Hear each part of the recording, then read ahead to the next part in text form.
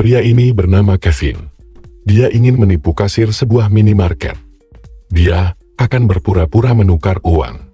Tapi dia membuat trik perhitungan curang yang tidak diduga. Ternyata kasir itu pintar.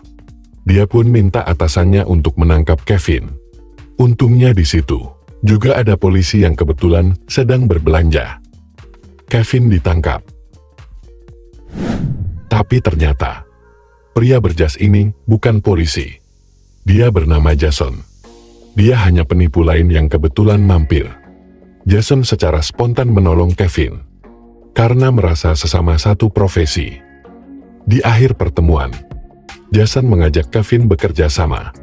Dia ingin membentuk tim penipu profesional. Singkat cerita, mereka mulai menjadi satu tim. Jason mengajari Kevin sebuah trik. Dia merobek uang kertas, lalu memberikannya pada Kevin. Mereka makan di restoran yang sama. Kevin membayar pakai uang yang diberi Jason tadi. Beberapa menit kemudian, Jason marah kepada pelayan. Dia menunggu uang kembalian, tapi tak kunjung diberikan. Jason bahkan sampai minta manajer restoran untuk datang. Jason menjelaskan kalau dia punya 2 lembar uang $100. Sekarang hanya tinggal 1 lembar. Dia juga memperlihatkan ada sobekan bekas uang miliknya. Pelayan itu pun tidak bisa berkata-kata lagi. Jason akhirnya mendapatkan uang kembalian, meskipun dia sebenarnya belum bayar. Sekarang giliran Kevin yang mengajari Jason sebuah trik penipuan.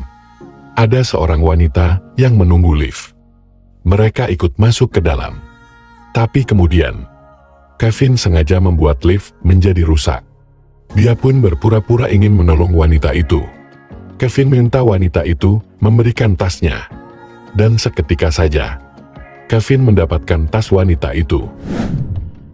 Selanjutnya, Jason mendapatkan telepon dari adik perempuannya. Dia diberitahu kalau dicari kawan lamanya. Wanita ini bernama Lisa. Mereka kemudian dipertemukan dengan Pak Daniel. Dia mengaku sebagai rekan bisnis Jason beberapa tahun lalu. Pak Daniel bahkan juga mengenal Kevin. Dia mengatakan dirinya adalah rekan kerja ayah Kevin. Singkat cerita, Pak Daniel minta bantuan Jason. Dia ternyata sedang transaksi dengan Mr. Vidal, seorang jutawan kolektor barang antik. Lebih lanjut, dia sedang bertransaksi perangko langka seharga $30.000. Tapi sayangnya, Pak Daniel tiba-tiba sakit, sehingga dia tidak bisa bertransaksi. Pak Daniel menjelaskan kalau perangko miliknya palsu. Perangko aslinya disimpan oleh seorang wanita bernama Madam Vina. Maka dari itu, Pak Daniel menegaskan kalau transaksinya harus dilakukan hari ini, sebelum Mr. Vidal berubah pikiran. Sehingga Pak Daniel minta Jason mewakilinya untuk menjual perangko tersebut. Hingga tiba saatnya pertemuan pertama dengan Mr. Vidal. Jason dan Kevin memberikan penjelasan mengenai barang langka yang akan dijualnya. Mr. Vidal merasa tertarik, sehingga akan memberikan taksiran harga secepatnya. Setelah menunggu beberapa jam, mereka kembali dipanggil Mr. Vidal. Di sana sudah ada tim penaksir harga dan manajer keuangan dari Mr. Vidal. Perangko itu pun diperiksa untuk mengetahui keasliannya. Setelah menunggu beberapa saat, akhirnya tim penaksir harga menyatakan bahwa perangko itu asli. Hingga tiba untuk penentuan harga, Mr. Vidal kemudian mengatakan kalau harga yang ingin dibayarnya adalah sebesar $500.000. Tentu saja hal ini membuat Jason dan Kevin terkejut. Mereka hanya tahu kalau harganya berkisar $30.000 saja. Saat sedang diskusi, Jason dan Kevin dikejutkan dengan kedatangan pria penaksir harga Mr. Vidal. Ternyata dia mengetahui kalau perangko itu palsu. Dia berbohong kepada Mr. Vidal. Pria itu minta jatah bagian. Kalau tidak dikasih, dia mengancam akan membocorkannya. Masalah pun kembali datang. Saat tas berisi perangko yang dibawa tiba-tiba direbut oleh pencuri bermotor. Mereka pun mengejarnya. Tapi sayang, perangko itu justru dibuang ke sungai. Perangkonya pun basah.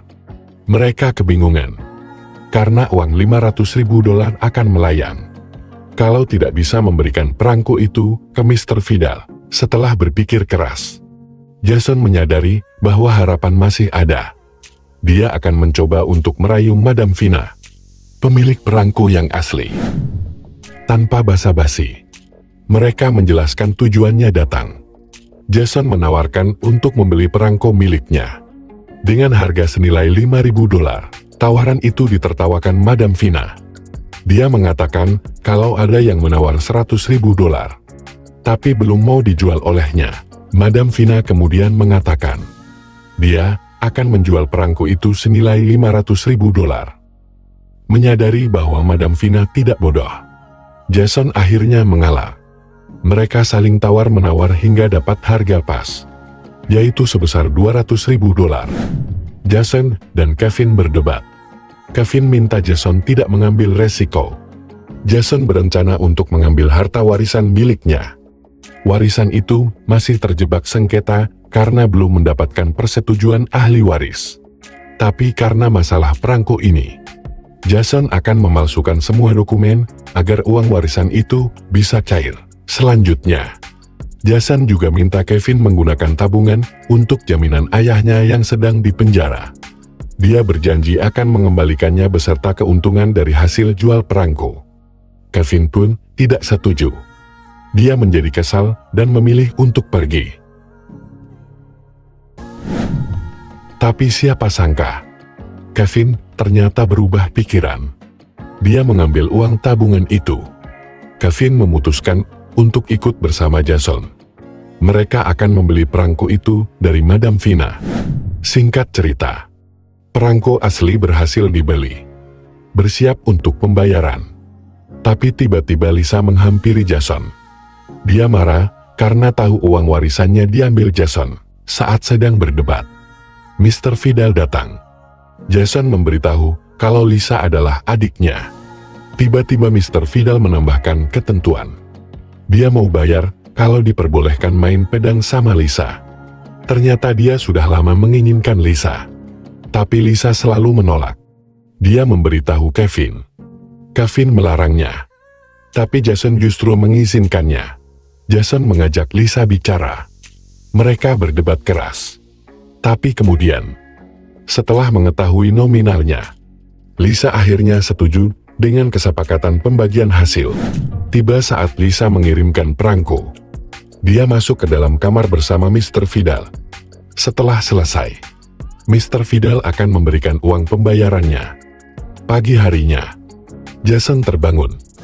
Dia mencari keberadaan Kevin dan Lisa. Tapi ternyata Lisa belum keluar. Sedangkan Mr. Vidal sudah mau pergi. Jason berlari mengejarnya. Dia mempertanyakan di mana Lisa. Tapi Mr. Vidal menjawab, Lisa masih di kamar. Baru ingin menyusul ke kamar, Lisa keluar. Dia memberikan kopernya. Jason kaget karena isinya adalah cek. Dia marah karena harusnya Lisa minta uang cash. Tapi Lisa balik marah. Dia sudah menuruti keinginannya. Dia tidak bisa berbuat banyak untuk Mr. Vidal siapkan uang cash sebanyak itu. Kevin membela Lisa. Dia minta Jason untuk segera bergegas, mencairkan cek tersebut. Tapi betapa terkejutnya mereka saat mengetahui bank yang mereka tuju sedang dikerumuni massa. Mereka menuntut bank untuk mengembalikan uangnya. Bank tersebut telah bangkrut. Melihat wajah Jason, Kevin sudah mengetahui uang itu tidak akan bisa cair. Kevin pun pergi meninggalkan Jason. Jason hanya bisa meratapi nasibnya. Di akhir film, Kevin masuk ke sebuah gudang. Ternyata di sana ada banyak karakter yang kita temui di dalam film. Mereka adalah satu komplotan yang bekerja sama untuk menipu Jason. Otak dari semua ini adalah Lisa, adiknya Jason yang ternyata berpacaran dengan Kevin.